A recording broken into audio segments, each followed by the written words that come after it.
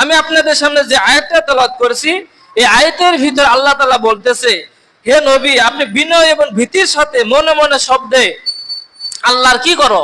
তাসবিহ করো, আল্লাহর ইবাদত করো। তাহলে যদি আমরা নীরবে সকাল সন্ধ্যায় যদি আমরা আল্লাহর তাসবিহ, আল্লাহর জিকির যদি করি, বলেন তো আল্লাহ কি আমাদের ডাকে সাড়া দিবে না? অবশ্যই কিন্তু আল্লাহ আমাদের ডাকে সাড়া দিবে, কিন্তু সে ডাকটা হতে হবে কি? বিনয়ের সহিত, ঠিক না? আমরা যদি বিনয় যদি না দেখে আমরা যদি উচ্চ কাঙ্ক্ষার কোনো মানুষকেও যদি ডাকি, বলেন তো ওই মানুষকে আমার কথা শুনবে? শুনবে না।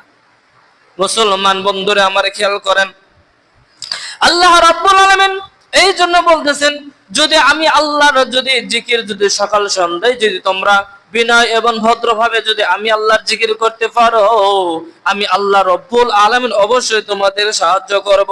আমি আল্লাহ রব্বুল আলামিন অবশ্যই তোমাদেরকে সহযোগিতা করব। মুসলমান বন্ধুরা আমার, আল্লাহর যদি আপনি ইবাদত যদি না করেন, তারপর আল্লাহর কোনো ক্ষতি নাই, বরং আপনি আল্লাহকে না ডাকলে, আল্লাহর ইবাদত যদি আপনি না করেন, বরং ক্ষতিটা কিন্তু আপনার নিজেরই হবে। কথা বলেন ঠিক কিনা? কারণ আল্লাহর ইবাদত যদি আমরা না করি, আল্লাহকে যদি আমরা নাও ডাকি, বলেন আল্লাহর কোনো ক্ষতি আছে? আল্লাহর কোনো ক্ষতি নাই। বরং আমি যদি আল্লাহকে না ডাকি, আল্লাহর ইবাদত, আল্লাহর হুকুম হাকাম যদি আমরা মেনে না চলি, বরং ক্ষতি কার? আমার নিজের ক্ষতি, ঠিক কিনা?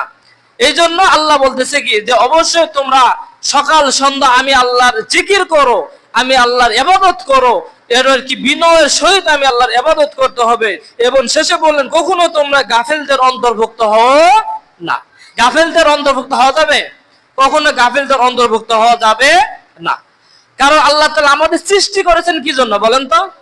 তার ইবাদত করার জন্য। আল্লাহ তাআলা কোরআনে বলেছেন, ওমা খলাকতুল জিন্না ওয়াল ইনসা ইল্লা লিয়াবুদুন, আমি মানুষ এবং জিনদেরকে সৃষ্টি করছি একমাত্র আমি আল্লাহর ইবাদত করার জন্য। কথা বলেন ঠিক কিনা?